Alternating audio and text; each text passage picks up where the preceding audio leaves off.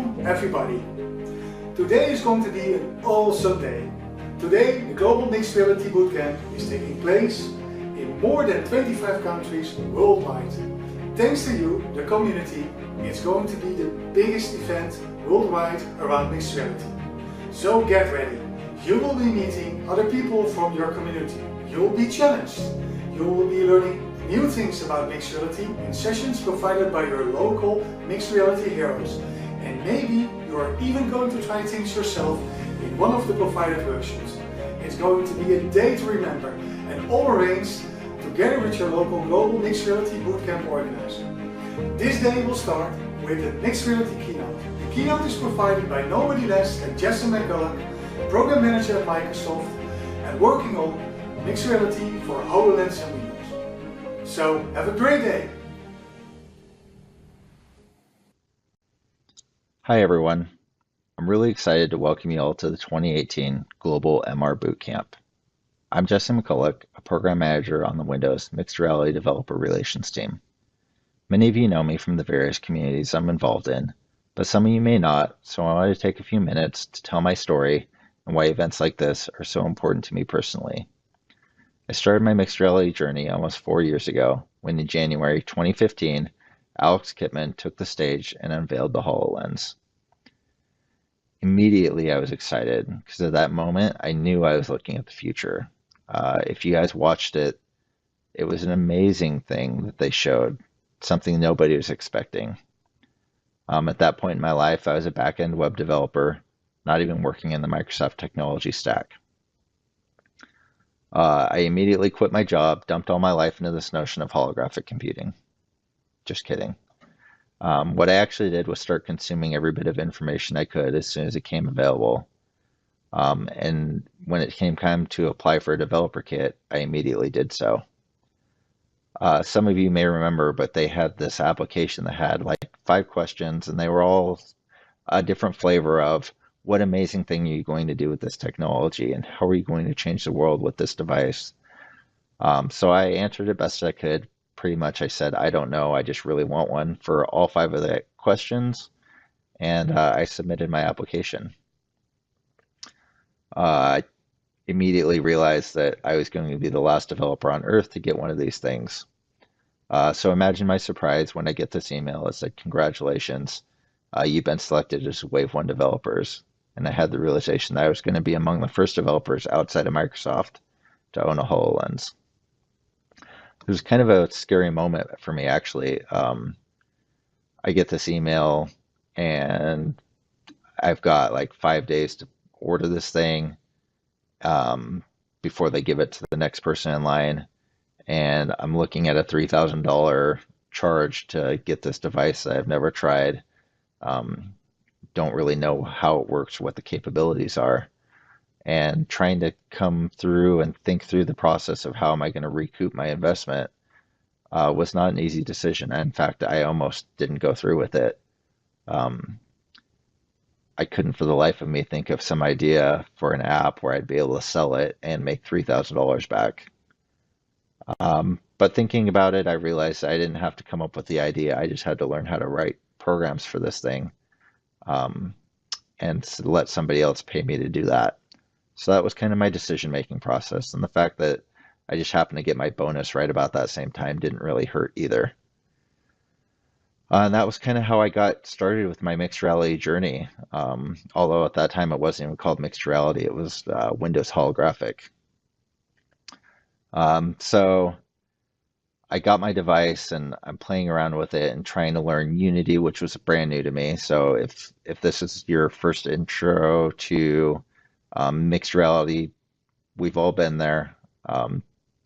Very few of us were Unity experts before we got into this. I realize it's a steep learning curve, but just stick with it. You'll get through it, and it's an amazing place to be. So I've got this device. I'm trying to learn how to use it, and I'm trying to figure out, where I can go for help. And at that point, when you're one of 20 people that has one, it's not like you can go to Stack Overflow. Nobody there can help you. So I looked it up, and Microsoft had some forums. So I went in there and I started asking questions. But again, you kind of have this chicken and an egg problem in that there was nobody out there who was using the device, so nobody really knew how to answer the questions. Um, Microsoft had their hands full trying to launch this thing and get it out into the hands of developers, so they weren't super present in the forums. And it felt very impersonal to me. And I'd been part of some other communities that were based around Slack. So I decided that I was going to start the Slack community and just see if I could get people to kind of engage there. And the thing I didn't really like about the forums is you throw a question out there and then maybe somebody would answer, and there was no real conversation to be had there. So I started this Slack community, and I started posting in the forums about it and tweeting about it. And I was getting a couple people, maybe one person a week joining, slowly building up. There are a few of us that had the devices, and more people were getting them. Microsoft is actually doing a pretty good job of getting these things turned around pretty fast out of China. Um, so I start the Slack community, and all of a sudden Kipman finds out about it and he tweets about it. And all of a sudden, all these people, even though they haven't got devices yet, start flooding in to try and figure out what this is all about. So that was a really great moment for me. Fast forward now 4 years in, we've got about 2,500 members in the Slack community. We've held a couple of events, summits that are community led, where people can come together and give sessions about what they're working on, lessons they've learned, and then we do a bunch of social and hack time. So if you get a chance to ever attend one of those, I highly recommend it. There's one that we're tentatively planning for Europe, in London in June-ish time range. So stay tuned for more info on that. Um, so that was kind of how I became a mixed reality developer. And because of the community and being active and engaging with Microsoft and being the voice of the developer to them, I wound up in this job working for Microsoft doing exactly that. They realized that they weren't engaging very well, and so they basically hired me to talk to you guys and bring your feedback to them and be your voice to them and also their voice to you. I should say our voice. The interesting thing about being a mixed reality developer is we're still a pretty rare species. Enterprise developers, you can hire them by the truckload. Web developers, they're a dime a dozen. But mixed reality has been and continues to be a really small, tight-knit community. And that's one of the things I love most about it. At any given time, I can find a cool project on Twitter, post a video of it, and chances are someone in the communities that I frequent has had a hand in developing it. That's really awesome. So fast forward to today. The landscape's changed some, but not drastically. We're still in the very early stages of this new world. It's still every bit as amazing today as it was almost 4 years ago. We've seen holographic morph from holographic to mixed reality. We've seen the introduction of immersive VR headsets a little over a year ago. And now we're starting to see this new world of intelligent cloud and intelligent edge computing, where our devices live on the intelligent edge, and they're not the center of the story, but really they're how we consume the story. They're the storyteller. And in fact, the story is being written by the amazing cloud services that we're gaining access to. And the best part of that story is that it takes place in your world and it's interactive with your world because the story's being told by the sensor data that's getting fed back to the cloud and being processed and allowing us to do really amazing things with the information that's being fed from our world. Some of the amazing applications for HoloLens and I've seen amazing applications for the HoloLens and immersive headsets over the last few years, but they really pale in comparison to the things that I've seen that are starting to leverage the power of the cloud, AI, and machine learning. Recently, I've seen apps that tell you how to solve a Rubik's Cube using computer vision. Literally, you hold the Rubik's Cube up in front of your HoloLens, and it tells you which row or column to move in what direction until this thing's solved. It's pretty amazing. I've seen apps that can listen to a foreign language and translate them into English in real time, and I see the text pop up in front of me of what somebody's saying to me in a foreign language. That's pretty game changing in this global community that we live in. Being able to communicate with people rapidly and not have to come to kind of this lowest common denominator of language that we often are forced to end up in. I've seen apps that can identify a flower using computer vision. This was a cool project I saw at a hackathon just last month. So they built a machine learning model. They use it to they trained it to identify a specific species of flower. And then once the HoloLens identifies it, it reaches out to another database and gathers all the information about that flower and displays it in a kind of a helpful text field that shows up next to the flower. These are things that you just can't do on the devices themselves. It requires the power of the cloud or machine learning models that have been trained in the cloud to accomplish. And it's amazing, amazing stuff that we're doing, that you guys are doing. So with that, let's move on before I start feeling like a salesman who's just trying to push Azure on you guys. There's really three things I kind of want to talk about and leave you with, kind of calls to action, lessons I have learned and continue to learn. The first is going to be proud, be radical, and be relentless. Being proud, this is one that I'm stealing from my fearless leader, Alex. These tweets that you see, he tweeted out in 2016 and 2018, and I happen to remember the first one when he tweeted the second one, and I knew that I was going to attend an event with an AMA with him coming up soon, so I kind of put that one in my back pocket and decided I was going to ask him about him. So he's up on stage, and I asked him, what the tweets were about, and specifically if he could talk about the first one, if it had been long enough yet. He said no, it hadn't been long enough yet. He wasn't going to give details. But then he kind of explained them in kind of a different way. He told us that those moments were moments in time where his team was pushing hard, pushing the boundaries of physics and reality, and they had incredible breakthroughs. But he wasn't tweeting about the breakthroughs directly. But instead, he said it was more about pausing, letting the accomplishments of the team wash over them, and taking the time to recognize that the world was changing in front of them and being proud of that moment. All too often, he said they're more than happy to just move on to the next thing because they've got hard problems that they're solving every day, and they want to push forward and keep doing that. And he realizes how important it is to take pride in those moments and bask in that glow for a little bit. Alex is really great about telling our team the things that he's proud of, whether it's stuff that we're accomplishing or whether it's things that our community developers, you guys, are accomplishing. And being in an environment that urges you to recognize moments like that and accomplishments it's really empowering, and it's a fun place to work. So here's some of the things that I'm proud of. Thinking back, I'm really proud of how this industry is breaking molds and working to be inclusive.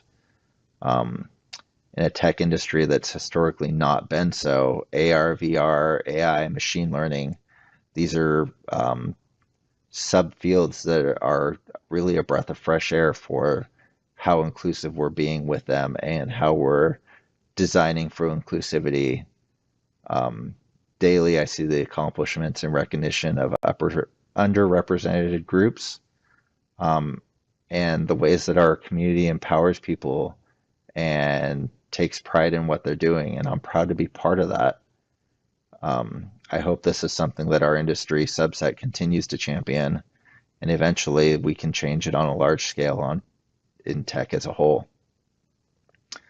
I'm proud of the way that I see all of you guys helping each other. Rare is the moment that I see someone ask for help and not get it. It's one thing to ask someone that you know or that you've been talking to for a year or two a question and have them answer it. But when somebody brand new comes in and asks basic questions, things that would frustrate a lot of other developers to have to answer over and over again, everybody's quick to lend a hand and we guide them along and we help them begin the same journey that we've all gone down. I think it helps that that journey is really, really fresh in our minds because it hasn't been all that long since we were there.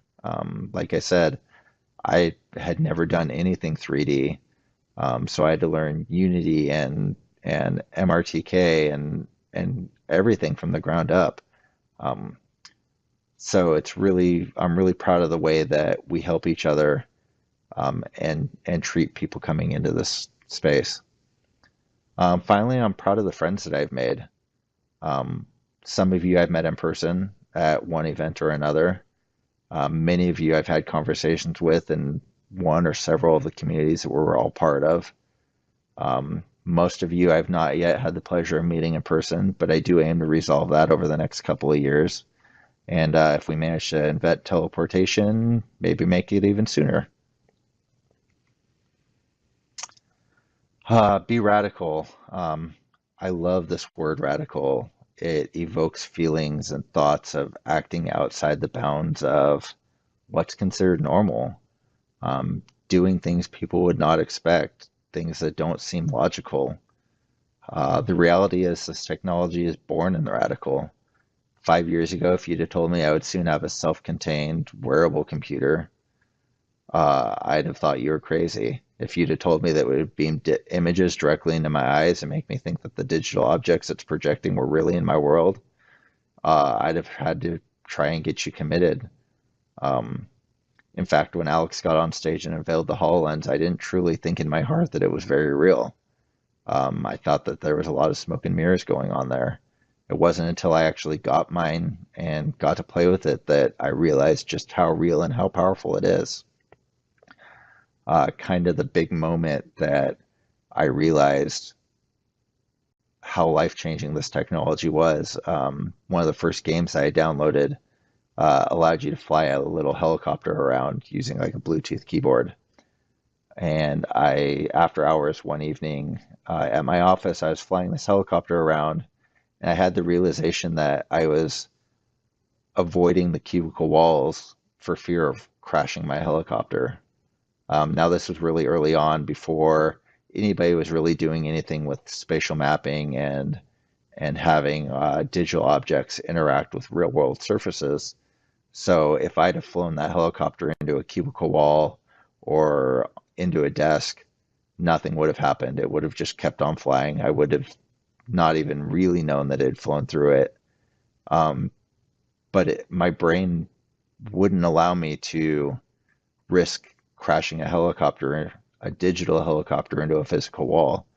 And that moment was kind of transformative for me.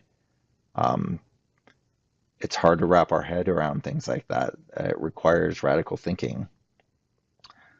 So when I say be radical, please be radical. Try things that don't seem like they should work. Try things that don't seem like they will work. Um, the fun thing is that our digital realities don't have to adhere to the same rules that our physical reality has to. And to some degree, we can get away with that. When you're working with devices that do things that have never been done before, there are no molds to break. We still have to build the molds that the rest of the world will be using for the next few years when they catch up and start living in the future that we live in today. But for us to make the right molds, we have to radically rethink our existing methods. What worked before may not work now. In fact, we're learning that a lot of the paradigms we use in 2D interactions don't really work very well in 3D space. The things we try tomorrow may work for a short period of time until we flip our thinking and attack it from a new angle and come up with something better. There are no experts yet. Not us, not you guys, but we're counting on you guys to become them. Finally, radically challenge us. Microsoft is a huge, huge organization. And while the mixed reality team is bigger than you probably think, we're still small and scrappy, and we're working to be the best partner that we could have, that you could have in this journey. We certainly can't survive it without you guys. So push us to do better. My job, one of the reasons I was hired, is to amplify your voices, be your advocates, and help strengthen the connection that often can get lost when you're dealing with such a large entity. Finally, be relentless. Relentless is a really strong word. It means never stopping, always pursuing a goal. And I think this is very important for where we are today.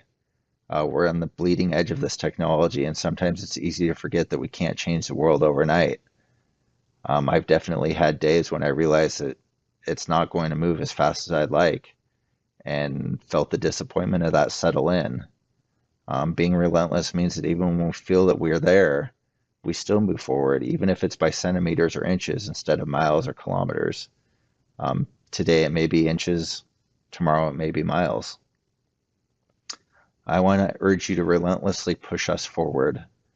I get asked daily, sometimes 10 times daily, about the next version of HoloLens.